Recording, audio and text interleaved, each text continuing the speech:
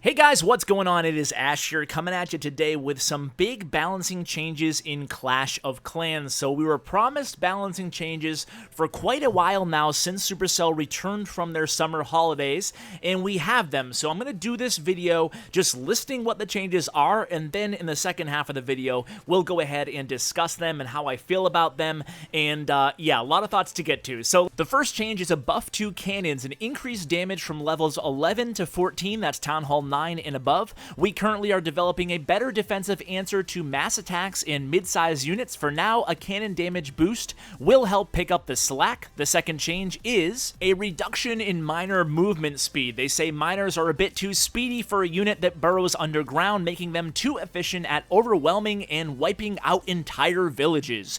The third change is healers. Healers now trigger all air traps. Healers have become a staple high-level troop, but stay out of defensive range too safely, sometimes for the entire battle. Cue the seeking air mines. And the last change in today's balance update will be to the Eagle Artillery. Attackers can deploy more of their army before Eagle Artillery will activate. Eagle Artillery's quick activation limits phase-based attacks more than it needs to. This change gives attackers more early battle flexibility. So before I get into my thoughts, guys, first I have to tell you the first thing I did when I got these changes this morning to prep for this video is I asked Supercell, I asked the Clash team, what are the numerical values behind three of these big things, right? So we don't know what the Eagle Artillery activation will be. We don't know how faster, or excuse me, how slower the miner movement speed will be, and we don't know the percentage of buff that the cannons got, and unfortunately wasn't able to get any of those values. You guys may know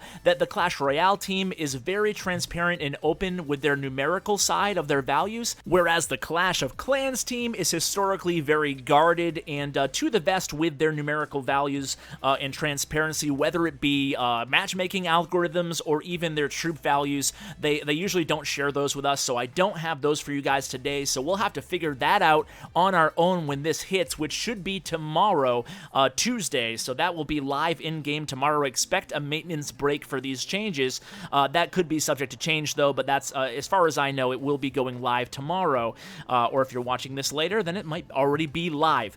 So let's talk a little bit about these changes, because I have some strong initial opinions on all of the changes. Now, before I get into them, I do want to say that I kind of want to apologize for being negative, because the rest of this video is going to be kind of negative because I'm not a fan of a lot of these changes. I'm going to tell you why too, and I'm interested to hear what you guys think, because I haven't had a chance to talk any of these out with absolutely anybody, so these are just my opinions here. Take them with a grain of salt. But I always try to be positive. I do love the game, obviously, so don't overreact to my negativity here, but I have to say that unfortunately I think the team really missed the mark here on these balancing changes. I mean, who am I? I'm just one person. Maybe the community will actually like these, and if that's the case, then more power to the team and more power to the community. But I have my YouTube channel to share my opinion, and that's what I'm gonna do, damn it. So going on to these changes, right? The very first one was the whole cannon thing. The level 11 through 14 cannons got a buff. They're gonna have an increased damage amount. We don't know what that amount is,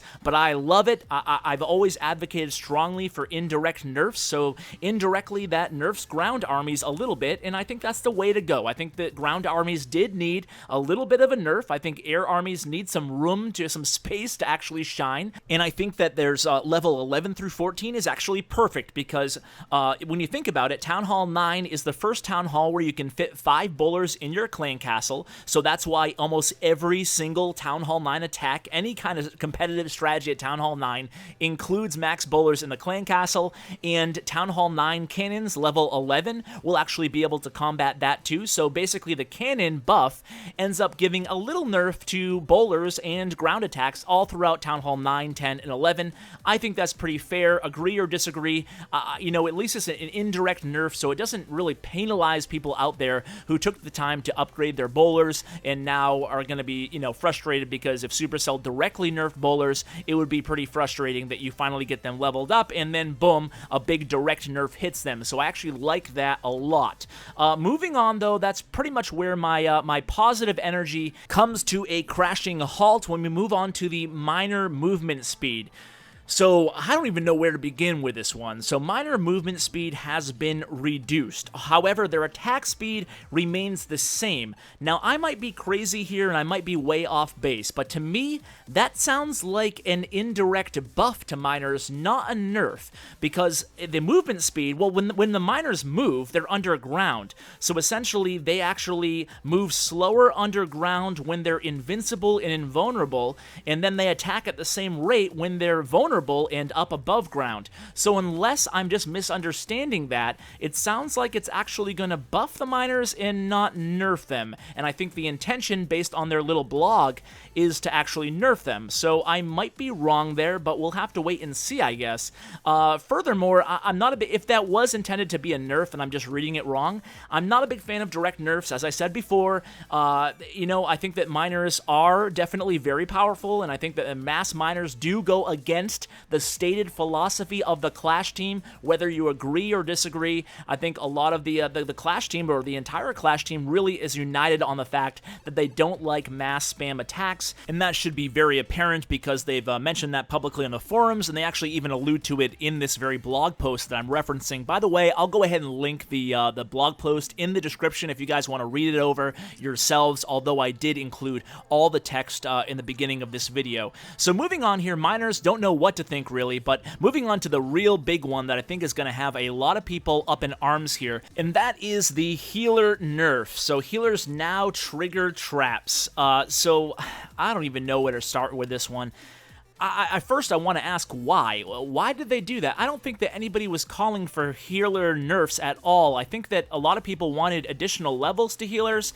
I wasn't one of those people, but I certainly wasn't someone who was unhappy with the strength of healers. Now, let me tell you a little bit about why I don't have a problem with queen walks or any sort of a queen walk or HGHB or any sort of healer relationship with ground troops. Nerfing healers to me seems incredibly hypocritical because they say, the Clash team says they really want multi-phase attacks, and a healer-queen relationship or a queen walk is the #1 recipe for a first phase on attack, for setting the table, for establishing the funnel, for doing all those things that promote phased attacks. So nerfing it actually nerfing the queen walk or nerfing any type of healer relationship with a ground troop actually promotes spam attacks even more.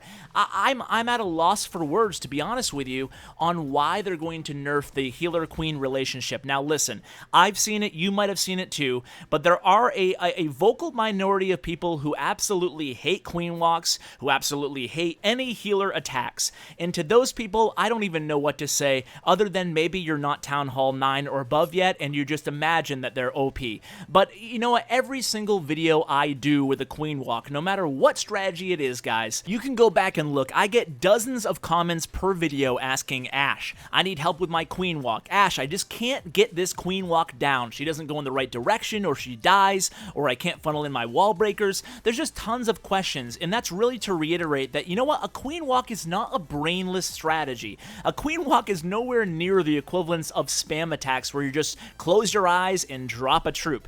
Queen walks actually do require skill in planning, especially if you want to get more technical. And, you know, think about it, right? It requires somebody to actually look at the map. They have to decide where they're going to deploy their queen. They have to decide how they're going to cut off one of the queen side of the funnel with minions or whatever, wizards or whatever. They have to plan out the queen walk. They have to wall break the queen in if they want to achieve some of the objectives.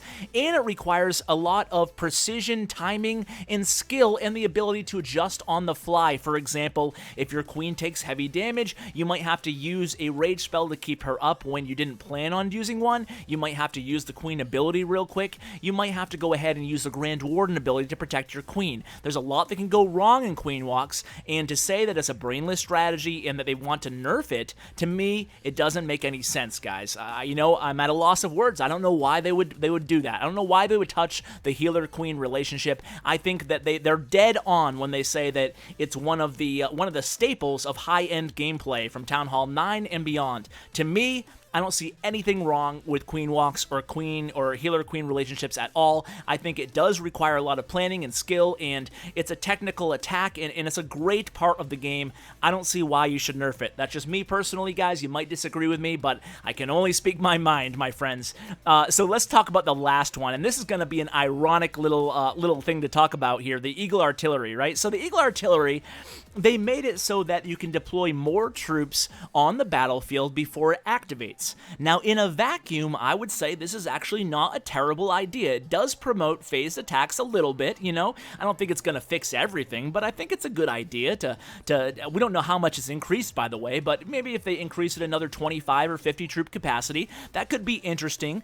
And you know what? If I didn't know about this healer nerf, I would say, you know what? Maybe the Clash team wants us to add like a few giants or bowlers or golems to our queen walk and really make a big bulky first phase surge into a base. But with the big hit to the healer, I'm not sure that's going to be as possible as it was. I mean, overall, I guess I don't hate the Eagle Artillery portion of the balance tweak. We'll have to see what it actually is. Again, we don't know the numbers, but we're gonna have to wait and see. I think I'm still up in the air on that one. So guys, I'm really interested to hear what you say on these balance changes. Hopefully I'm dead wrong and they all really add a bright new meta to the game. I want to hear what you guys think. Am I wrong? Am I right? Do you agree? Do you disagree? Do you like what the Clash team is doing here? Let me know in the comments below, guys, and as always, take care, guys.